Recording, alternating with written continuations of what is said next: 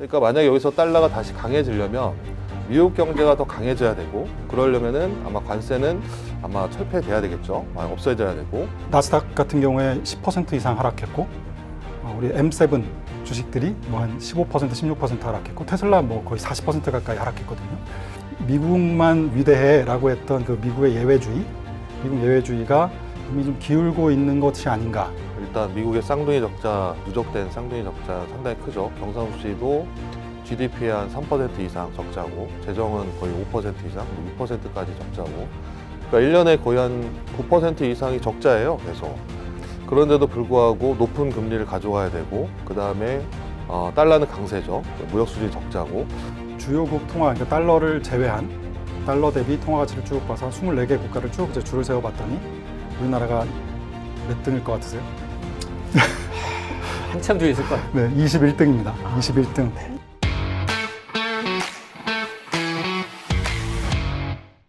미국 증시를 흔드는 핫한 뉴스부터 한간에 떠도는 소문들까지 쉽고 유쾌하게 털어드립니다. 안녕하세요. 고품격 미장 토크쇼 미국 주식 넘버원 미장원의 원장 이종원입니다. 오늘 저와 함께 시공과 장르를 넘나들며 시원한 수다회장을 펼쳐주실 숭실대학교 금융경제학과 신동준 교수, KB은행 자본시장그룹 문정희 이코노미스트 두 분 나와 계십니다. 안녕하세요. 네, 안녕하세요. 안녕하세요. 바로 본격적인 토크에 들어가 보도록 하겠습니다. 오늘의 주제입니다. 환율의 판이 바뀐다. 역대급 환율 전쟁 시작되나? 네, 무역 분쟁을 소화하는 과정에서 외환시장은 안전자산인 달러에 대한 선호도를 높일 수 있고요. 미국과 또 여타 국가의 펀더멘탈 격차가 벌어지는 이런 부분에서 달러 강세를 유도할 수 있는 부분도 생기게 되는데, 원달러 환율이 2, 4분기까지 좀 상승세를 이어가는 가운데 트럼프 미국 대통령발 관세 불확실성이 불거지면서 1,500원 안팎까지도 오를 수 있다는 전망이 나오고 있습니다. 최근 외환시장의 변동성이 상당한데요.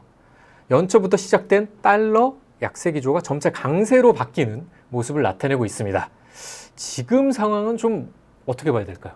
예, 지금 달러가 조금 반등을 했습니다. 그래서 근데 하지만 연초보다는 좀 낮은 수준이고요. 연초 우리가 이제 달러를 보면 달러 지수 얘기를 많이 하거든요. 네네. DXY 인덱스를 얘기하는데 연초에 달러화 지수가 109포인트까지 올랐어요. 근데 지금은 한 103포인트 정도 떨어졌습니다. 연초 대비로 한 5% 정도 하락했고요. 근데 그러다가 이제 3월 말에 비해서 지금은 조금 오르긴 했어요. 반등은 했지만 반등폭은 크진 않았던 것 같습니다. 근데 실제로 달러가 이렇게 좀 약세를 보인 이유는 아무래도 관세 영향이 컸겠죠. 관세를 아마 트럼프가 취임하자마자 관세 얘기를 했고, 근데 문제는 관세가 다른 국가들한테도 상당히 피해를 주겠지만 이게 부메랑으로 또 미국 경제에 상당한 충격을 줄 것이다라는 우려가 좀 반영된 것 같아요. 우리가 보통 이제 환율은 이제 금리를 많이 따라가는데 달러화 같은 경우도 미국 장기 금리를 좀 따라가거든요. 네. 근데 미국 장기 10년물 금리가 미국의 벤치마크 금리라고 보통 얘기하는데, 이 10년물 금리도 보면은 올해 초만 하더라도 거의 한 4.6, 4.5, 4.6에다가 지금은 거의 4.2 이렇게 떨어졌거든요. 그러니까 그런 부분은 결국에는 그동안의 달러는 연준의 금리, 미국 경제 강한 미국 경제나 연준의 금리 인상 기조 고착화 이런 것들 때문에 달러 강해질 거다라고 봤는데, 실제로 관세 얘기가 나오고 이게 미국 경제에 좀 부정적일 것이다라는 우려들, 특히 기업 마진 감소나 아니면 가계 구매력 감소나 이런 것들로 이어지기 때문에 그런 부분에서 아마 장기 금리가 내려왔던 것 같고, 금리가 내려가다 보니까 달러가 고금리라는 인식이 좀 약해지면서 달러는 좀 약해진 것 같아요. 그러니까 만약에 여기서 달러가 다시 강해지려면 미국 경제가 더 강해져야 되고, 그러려면은 아마 관세는 아마 철폐돼야 되겠죠. 없어져야 되고, 그러면서 미국 금리가 만약에 올라가게 된다면 달러는 강해지겠지만, 지금 트럼프 입장에서 관세를 없애지는 않을 것 같아요. 그렇게 본다면 아마 이제 금리가 오른다고 하더라도 상당히 좀 제한적이고, 오히려 지금은 미국 경제를 더 우려하는 부분이 있기 때문에 결국에는 조금 더 길게 본다면 경기가 나빠지고 연준이 금리를 내리고 그다음에 시장 금리가 낮아지면 달러가 오르는 건 좀 한계가 있지 않을까라고 예상되고 있습니다. 그렇군요. 한동안 이제 유로화, 엔화 등 이제 달러 대비 좀 강해지는 양상을 나타내면서 좀 달러의 힘이 약해질 것이다. 이런 뷰도 좀 나왔었고요. 그래서 강달러로 좀 분위기가 틀어진 것이 아니냐. 이런 시장의 얘기도 나왔는데, 어떻게 보시나요? 사실 달러가 강세로 전환하기에는 뭐 여러 가지로 뭐 경제의 펀더멘탈의 차이 뭐 이런 것들이 크죠. 최근에 보면 미국 경제의 이코노믹 서프라이즈 인덱스, 그러니까 실제 나오는 경제 데이터가 예상보다 좋게 나오냐 나쁘게 나오냐 네. 이제 이 데이터가 있잖아요. 근데 미국 쪽은 지금 계속 예상치를 하회하는 데이터가 나오고 있고, 뭐 유럽이라든가 뭐 이머징 마켓 쪽은 계속 상회하는 쪽의 데이터가 나오고 있기 때문에 뭐 기본적으로는 그동안 미국에 너무 이렇게 미국만 좋다, 미국 경제가 제일 좋아 뭐 이러던 경제가 조금씩 다른 데들이 좀 올라올 수 있는 거 아닌가라는 분위기에서 달러가 약세가 진행이 시작이 된 것 같긴 합니다. 근데 이제 제가 보기에 조금 좀 이상하다라고 느낀 건 뭐냐면 그동안에 보면 주가가 지금처럼 불안정하게 움직이거나 큰 폭으로 하락하면 당연히 달러는 안전자산 선호 뭐 이런 것 때문에 강세였어요. 네. 물론 관세 이슈가 있긴 했지만 1분기 한 분기만 보면 주가가 뭐 나스닥 같은 경우에 10% 이상 하락했고 우리 M7 주식들이 뭐 한 15% 16% 하락했고 테슬라 뭐 거의 40% 가까이 하락했거든요. 그런 과정에서 달러도 당연히 약간은 강세로 가는 게 맞지 않을까 생각했는데요. 관세 이슈까지 있었으니까. 그런데 지금 보면 달러가 오히려 한 1분기만 놓고 보면 한 4% 정도 약세예요. 주요 통화 대비 그러니까 달러 인덱스 같은 게 약세라서 이거는 이게 기본적으로 미국의 어떤 그동안의 뭐 펀더멘탈의 차이 뭐 이런 걸 떠나서 미국만 위대해라고 했던 그 미국의 예외주의, 미국 예외주의가 좀 이미 뭐 꽤 오래전부터 조금씩 그 얘기는 나왔었습니다만 이미 좀 기울고 있는 것이 아닌가.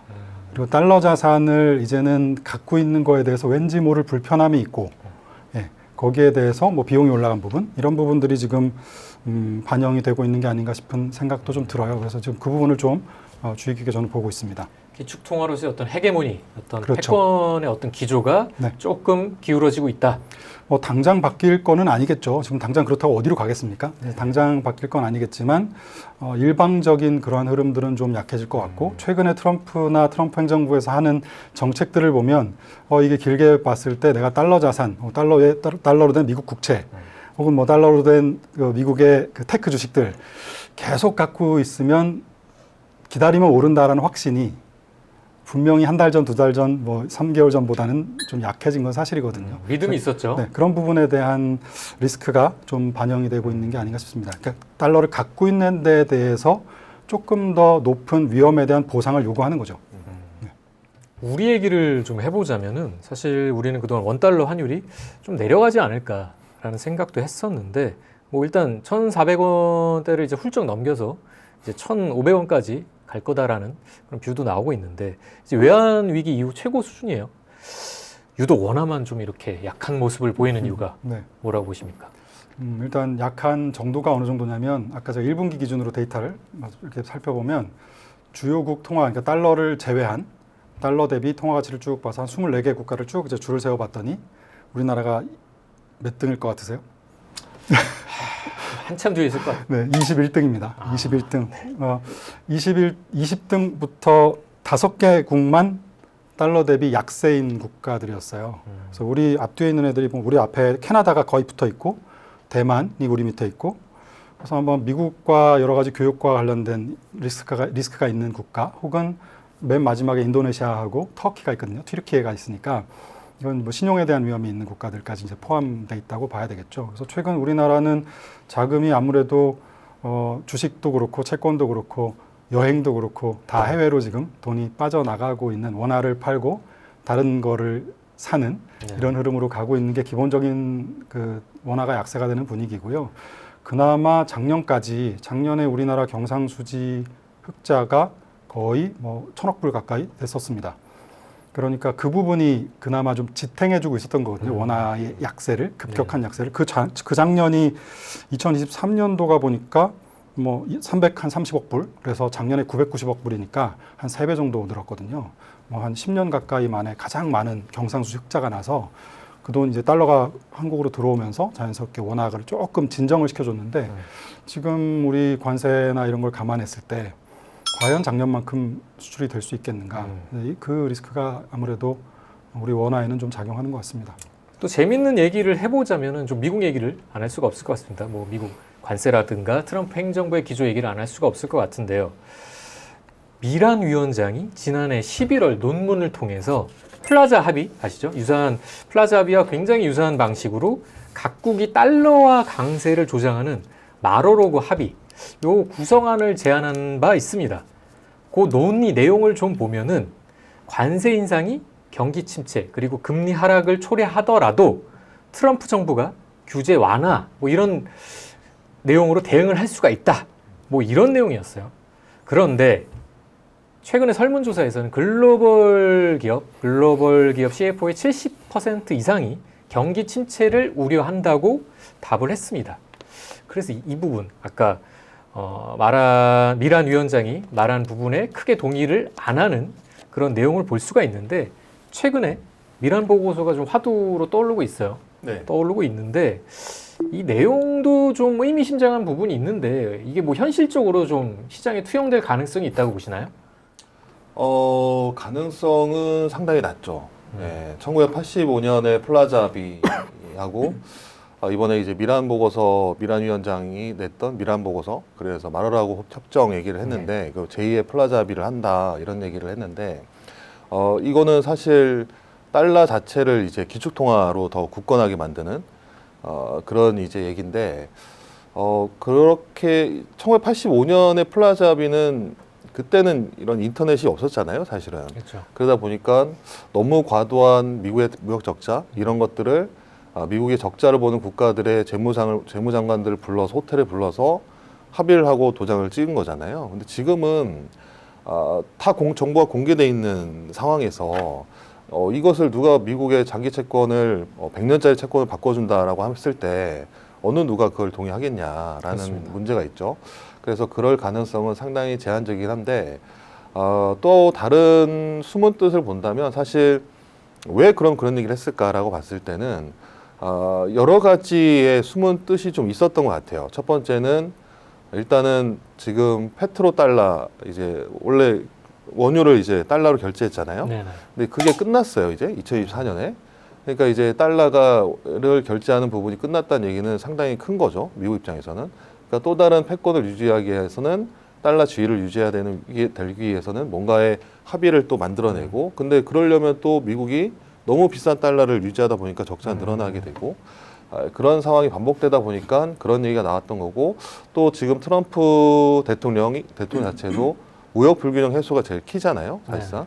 그러다 보니까 뭔가 지금 패권을 유지하면서 달러 지위를 그러니까 달러 강세를 약하게 만드는 그런 것들이 필요한 것으로 하나의 이런 것도 있다라는 정도지, 실제로 이게 뭐 제시됐을 때 이미 공개가 그러니까 정보가 공개된 상황에서 이 협정에 누가 참석할 거냐, 누가 참여할 거냐, 이거는 상당히 좀 기대하기 어렵지 않을까. 다만 트럼프 정부 입장에서는 지금 강달러는 일단 자기네 입장에서는 좀 불편하다.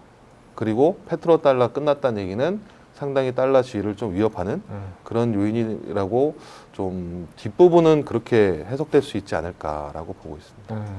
어쨌든 미국의 국가들은 어떤 그 준비 자산으로서 이제 달러를 보유하려고 하는데 이 부분이 이제 필연적으로 이제 달러 강세를 요인하는 유발시키는 어떤 촉매가 될 수밖에 없고, 그러면 이제 미국은 이제 기축통화국으로서 이제 장점을 누리는 부분도 분명히 있지만 어떻게 보면은 이제 미국의 어떤 경쟁력을 그렇죠. 좀 약화시키는 이른바 이제 러스트벨트 현상을 초래하는 네. 부분도 있기 때문에 이런 부분에 대한 어떤 논의인 것 같아요. 네. 근데 말씀하신 것처럼 과거에 이제 플라자 합의, 이제 요거는 이제 마로라고 합의라고 하죠. 이제 네. 미국 트럼프 대통령의 어떤 별장, 그렇죠, 리조트죠. 네. 그 이름을 따서 이렇게 마로라고 합의라고 하는데 중국이 이제 미국 국채를 가장 많이 보유한 상황이어서 네.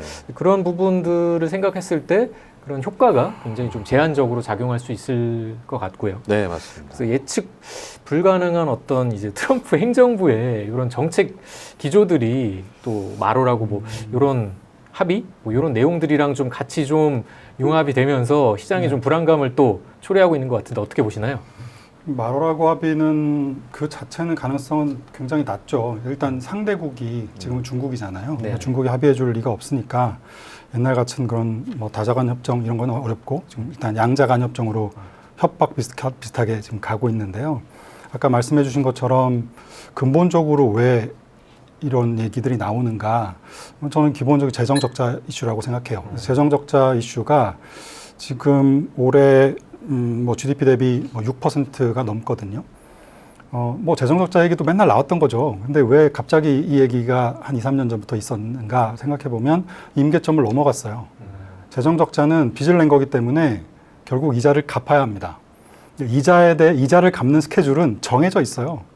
빌릴 때부터. 타임라인이 정해져 있는 거예요. 그래서 지금 당장 한두 해를 잘하고 못하고에 따라서 이게 크게 달라지지가 않기 때문에 이 부분을 생각해 보면 좀 심각하다. 여기서 어느 정도 정리하고 가지 않으면 지속 가능하지 않다라는 게 제일 크고요.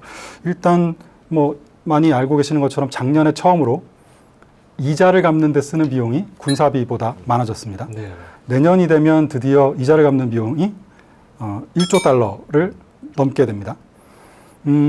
앞으로 미국의 그 의회예산국이라는 곳에서 추정한 걸 보면 앞으로 10년 동안 미국 재정 적자의 60%가 이자 갚는 데 써야 돼요. 당연히 군사비를 줄일 수밖에 없죠. 근데 과거에 보면은 최근에 월스트리트저널에 그 닐 퍼거슨이라는 역사학자가 기고를 한 글이 있으신데 이거 굉장히 재밌는 글이에요. 예를 들어서 강대국들이 쇠퇴하고 이렇게 패권을 내려놓는 과정을 보면 이자에 대한 빚 갚는 비용이 군사비보다 많아졌을 때 패권을 내려놓게 된다. 지금 딱 미국 얘기거든요. 뭐 16세기 합스부르크 왕조부터 시작해서 뭐 프랑스 부르봉 왕조, 뭐 20세기 영국, 최근 이제 미국 얘기까지 이렇게 연결이 되고 있는 거죠. 이게 빚 갚는데 강대국을 유지하려면, 제국을 유지하려면 군사비를 상당히 쓰면서 우리가 힘을 가지고 있어야 되는데 거기에 힘을 쓰지 못하고 이자 갚는 데 쓰다 보면 굉장히 전략적이고 경쟁적인 국가들이 이제 캐치업을 따라온다는 거죠. 네. 그러면서 자연스럽게 넘어간다는 겁니다. 결국 트럼프나 미국이 원하는 것은 지금은 재정을 좀 적자를 줄여야 되는 이슈라서 달러를 약세로 만들어서 부채에 대한 실질 가치를 줄이고 싶은 부분, 그 다음에 저금리를 유지하면서 이자를 낮추고 싶은 부분, 이게 다 같이 있는 것 같아요.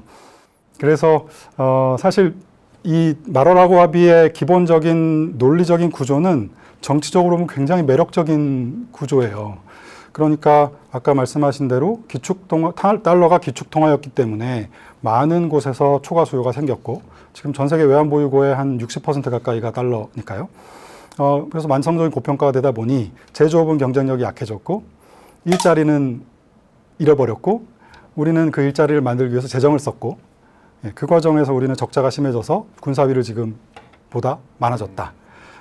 그런 과정에서 경쟁국인 중국은 우리가 지켜온 이 달러 시스템, 그다음 우리의 최대의 소비 시장, 여기서 돈을 벌면서 이제 경쟁국들이 따라오기 시작했는데, 그러면 이제는 동맹국들이 우리가 만들어 놓은 이 소비 시장이나 달러 시스템이나 심지어 안보 우산까지 우리 씌워주고 있으니 이제는 우리가 더 이상 군비를 옛날처럼 쓸 수도 없고 빚 갚는 데 정신이 없으니까 이제 나눠서 분담하자.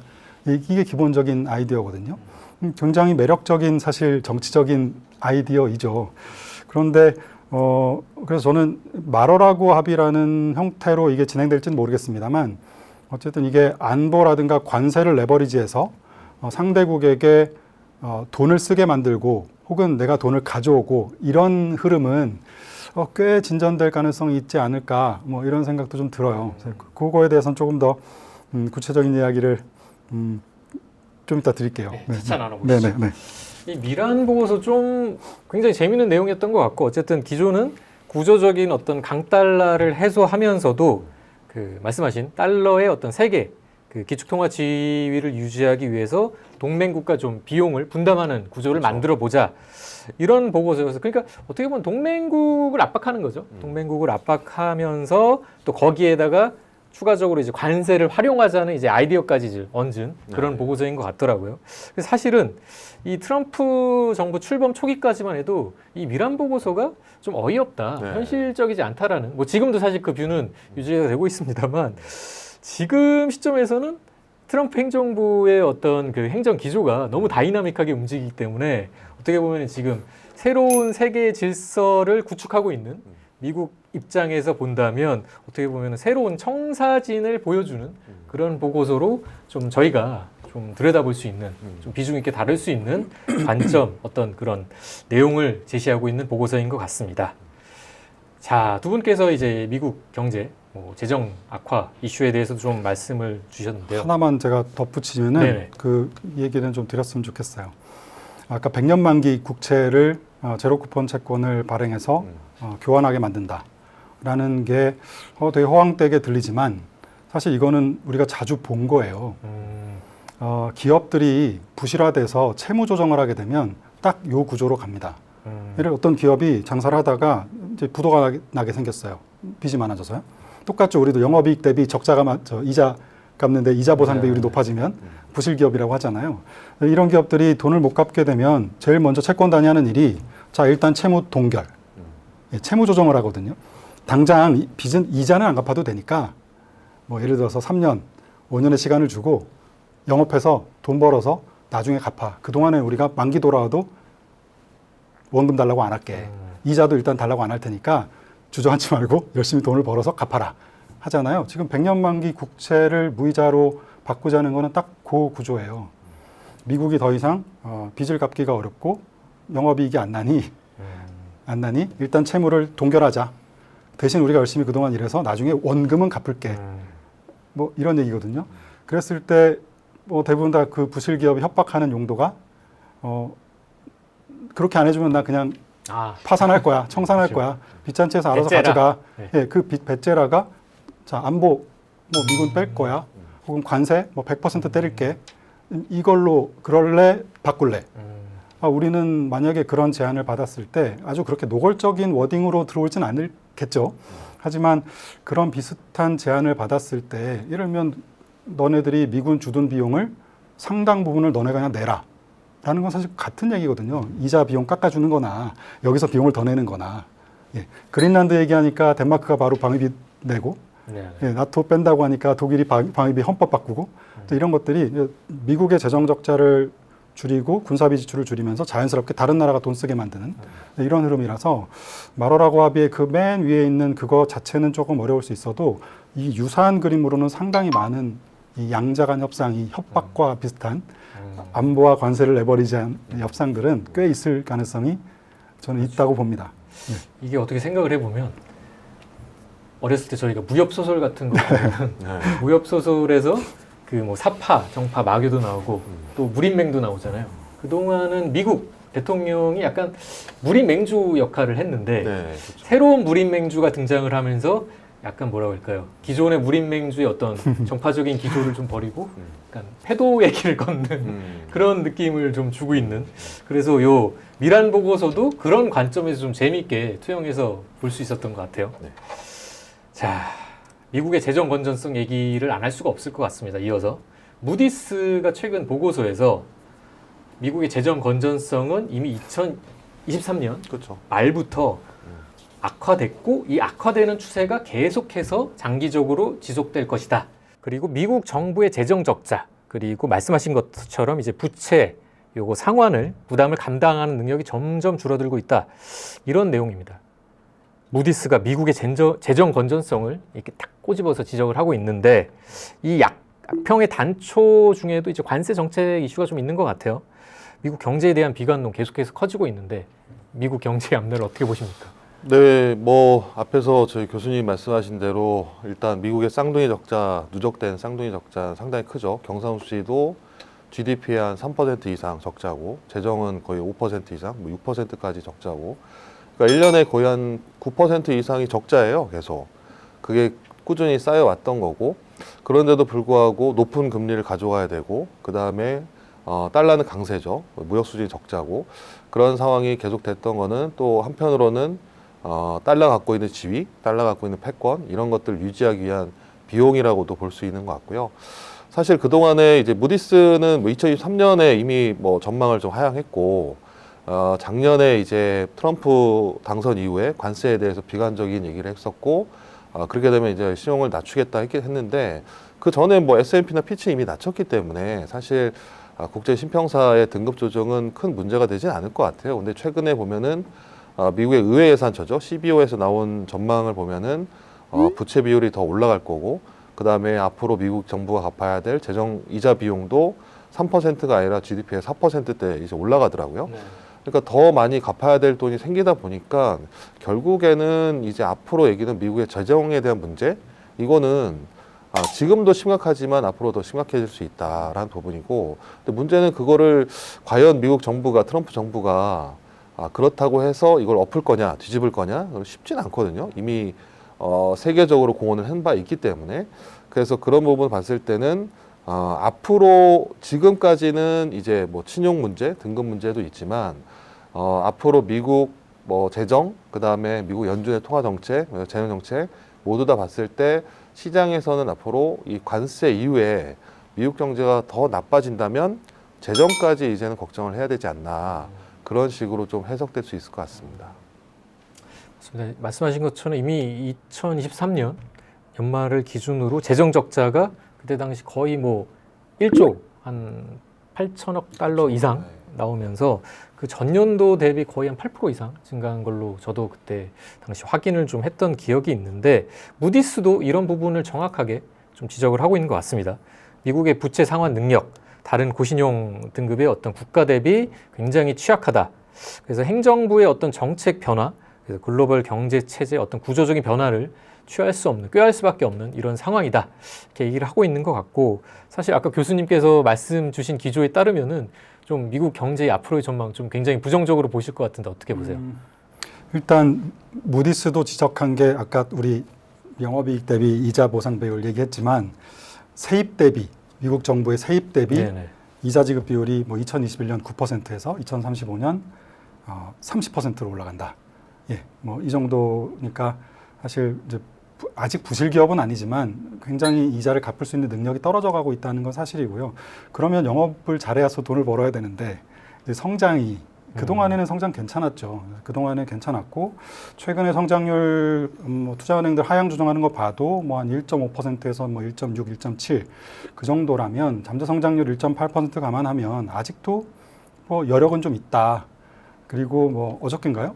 발표된 ADP 민간 고용 데이터 네. 봐도 아직은 기업들이 좀 엄살이라고 표현하면 좀 그렇지만 힘들어요는 하지만 실제적으로는 아직은 잘 굴러가고 있는데, 이제 뭐 실질 소비 지출 데이터들 최근에 보면 드디어 소프트 데이터에서, 그러니까 서베이 데이터가 실제 데이터로 약간 전이되는 조짐들이 좀 있거든요.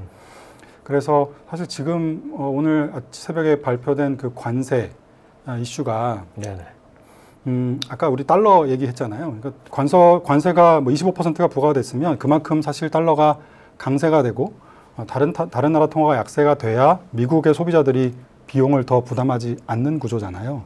근데 만약에 달러가 관세만큼 상승하지 않는다면, 뭐 지금 그러고 있는 상황이니까요.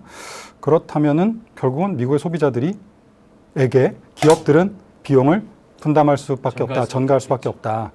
그러면 결국 소비자들이 그 부담을 받아야 되고, 그럼 역시 실질 소비는 훨씬 더 줄어들 수 있기 때문에 미국 경제에 사실 굉장히 안 좋은 시그널을 줄 수 있죠. 트럼프 대통령이 이미 자동차들 CEO들 앉혀놓고 가격 올리지 마 이렇게 얘기했기 때문에 아마 가격 올리는 건 쉽지 않을 것 같아요. 그러면 소비자들에게 전가되진 않아도 이제 기업들이 그 비용을 또 떠나야 되잖아요. 그렇죠. 그러면 아마 투자나 고용을 다 취소하거나 줄이겠죠. 그럼 역시 또 그 가계의 개인들의 소비 혹은 소득 이런 것들이 줄어들고 고용이 불안정해질 거기 때문에 지금 관세 정책이 발표되기 전에 나온 여러 가지 침체 확률이, 경기 침체 확률이 올해 뭐 35%, 40% 이렇게 올라간 걸로 수정 전망들을 했지만 아마 한 번 더 조정을 해야 되지 않을까. 그럼 거의 5대5거든요. 네. 그러면 사실은 우리 늘 조금 좋은 면을 보려고 하는 거를 생각해 보면 침체에 대한 리스크가 꽤 높아져 있는 상황은 명확하다. 네, 이렇게 봐야 될 것 같습니다.